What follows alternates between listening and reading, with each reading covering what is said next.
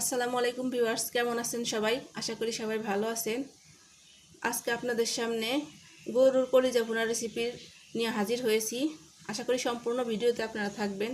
কীভাবে ভুনা করলে পারফেক্ট একটা আপনারা টেস্ট পাবেন, আমি আপনাদের সাথে সেই রেসিপিটাই শেয়ার করছি।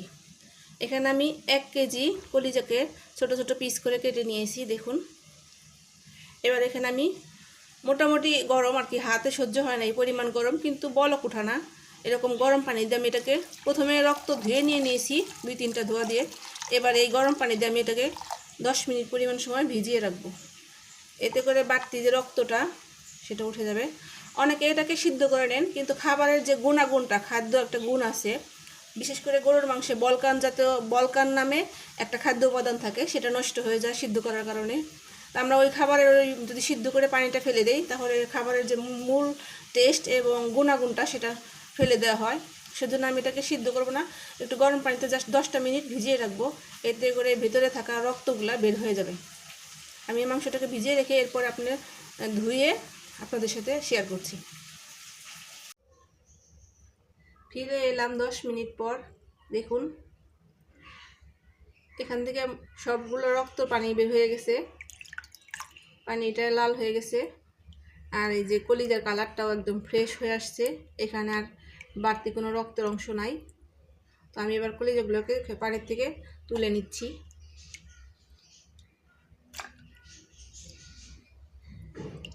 আপনারা চাইলে সিদ্ধ না করে এইভাবেও করে দেখতে পারেন, এটাও একদম এই যে ফ্রেশ হয়, দেখেন।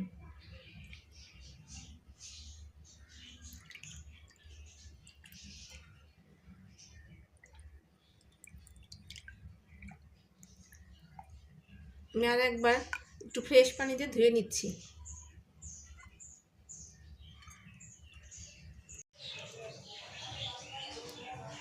চুলায় কড়াই দিয়ে দিয়েছি, কড়াই গরম হয়ে গেছে। এবার এখানে আমি দিয়ে দিচ্ছি পরিমিত পরিমাণ তেল, 1/2 কাপ পরিমাণ তেল দিব আমি এখানে।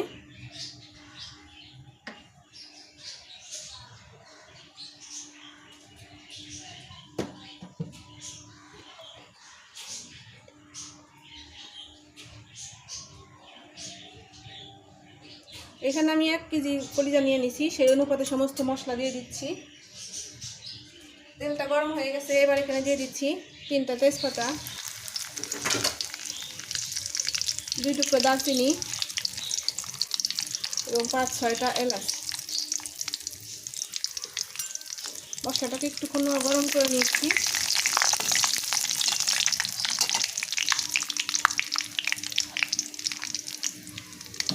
এখানে আমি 2 কাপ পরিমাণ পেঁয়াজ নিয়েছি, মোটা করে কেটে নিয়েছি, দেখুন।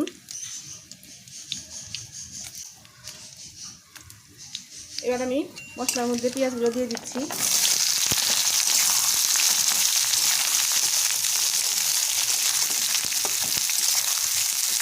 পেঁয়াজগুলোকে কিছুক্ষণ নাড়াচাড়া করে আমি একটু হালকা ব্রাউন করে ভেজে নিচ্ছি।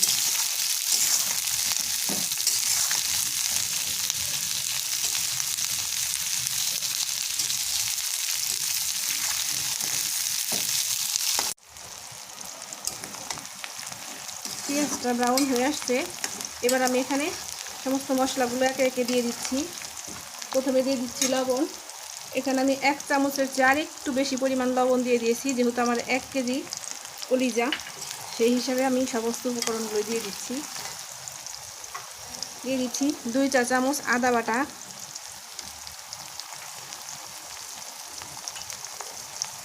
1 চা চামচ জিরা বাটা,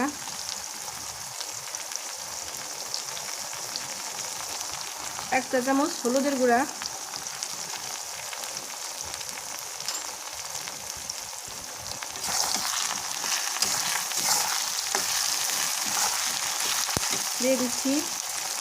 2 চা চামচ মরিচের গুঁড়া।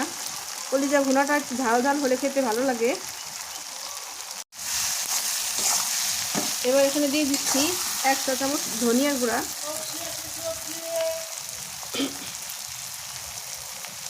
1 চা চামচ পেঁয়াজ বাটা এবং 1 চা চামচের চেয়ে একটু বেশি রসুন বাটা। সমস্ত উপকরণগুলোকে আমি ভালোভাবে একটু কষিয়ে নিচ্ছি।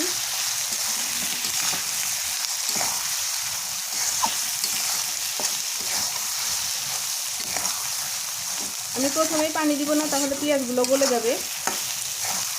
সমস্ত মশলা মিশিয়ে নিয়ে আসে। এবার আমি এখানে কলিজাগুলো দিয়ে দিচ্ছি।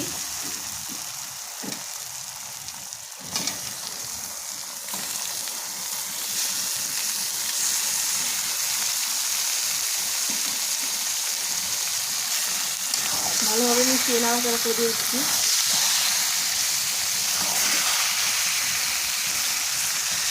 এ পর্যায়ে চুলার হিটটাকে মিডিয়াম এবং লোয়ের মাঝামাঝি রাখতে হবে, না হলে প্রথম দিকেই মশলাগুলো নিচে জ্বলে যাবে এবং খাবারের টেস্টটা নষ্ট হয়ে যাবে। এরপর যখন ভেতর থেকে পানি বের হবে তখন আমি চুলার তাপটাকে আর একটু বাড়িয়ে দেব।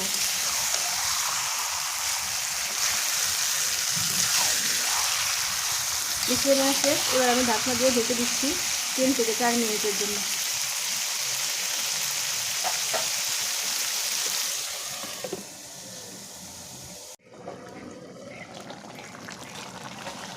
ফিরে এলাম 4-5 মিনিট পর। এর মাঝে আমি 2বার নাড়াচাড়া করে দিয়ে দিয়েছি। দেখুন, মানে চুলার আগুনটা একটু কম থাকার কারণে মাংসের ভেতরে থাকা পানিগুলো এখানে উঠে আসছে, যে কারণে আমার এক্সট্রা পানির প্রয়োজন হয় না। এই পানি দিয়ে আমার এটা ভুনা কমপ্লিট হয়ে যাবে। এভাবে আমি আরও 4-5 মিনিট ঢাকনা দিয়ে ঢেকে ঢেকে রান্না করে নিচ্ছি। মাঝে মাঝে নাড়াচাড়া দিয়ে দিব। ফিরছি 4-5 মিনিট পরে।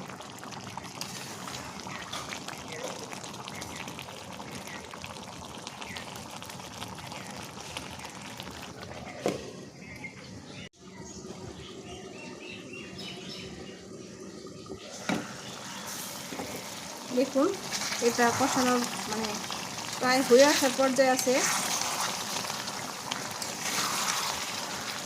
কলিজার পিসগুলো আস্তে আস্তে ভালোভাবে সিদ্ধ হয়ে একটু ছোটো সাইজ হয়ে আসছে, তার মানে এগুলো পুরোপুরি প্রায় সিদ্ধ হয়ে গেছে। এবার আমি আরেকটুক্ষণ নাড়াচাড়া করে শুধু কষিয়ে নিব। এই পর্যায়ে একটু ঘন ঘন নাড়াচাড়া করতে হবে, কারণ সমস্ত মশলাগুলো ঘন হয়ে আসছে।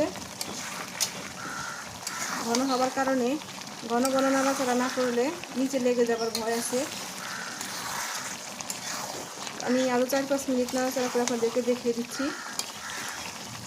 মোটামুটি আরও 10 মিনিট সময় পর্যন্ত রান্না করতে হবে। তাতে 25 থেকে 30 মিনিট সময় লাগবে আমার রান্নাটা কমপ্লিট করতে।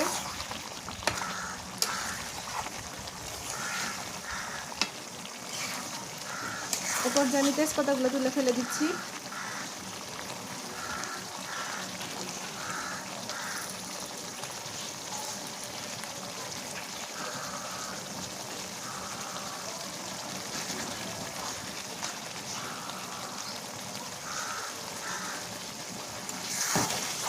দেখুন দেখতে কতটা লবণীয় হয়েছে, ফাঁকে লবণ দেখে নিতে হবে।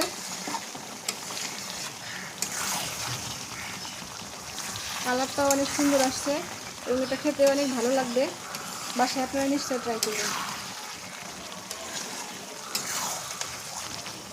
ফিরছে আরও 5-7 মিনিট পর।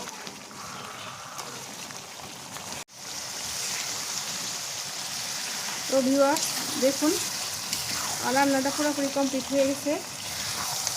এবার আমি আপনাদেরকে পরিবেশন করে দেখিয়ে দিচ্ছি।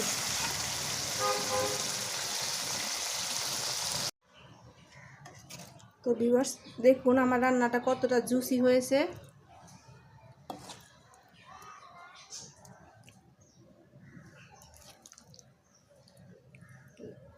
যদি আমার রান্নার রেসিপিটা আপনাদের ভালো লাগে তবে একটা লাইক দিবেন, বন্ধুদের সাথে এবং পরিবারের সাথে শেয়ার করবেন, এবং যদি আপনি আমার চ্যানেলে নতুন হয়ে থাকেন তবে আমার চ্যানেলটিকে সাবস্ক্রাইব করে পাশে থাকবেন। পাশে থাকা বেল আইকনটি প্রেস করে অল নোটিফিকেশন অন করে রাখবেন, যাতে করে নতুন ভিডিও আসার সাথে সাথে সবার আগে আপনার কাছে পৌঁছে যায়। তো দেখা হবে নতুন কোনো ভিডিও নিয়ে। সে পর্যন্ত সবাই ভালো থাকবেন। আজকের মতো বিদায় নিচ্ছি। আল্লাহ হাফেজ।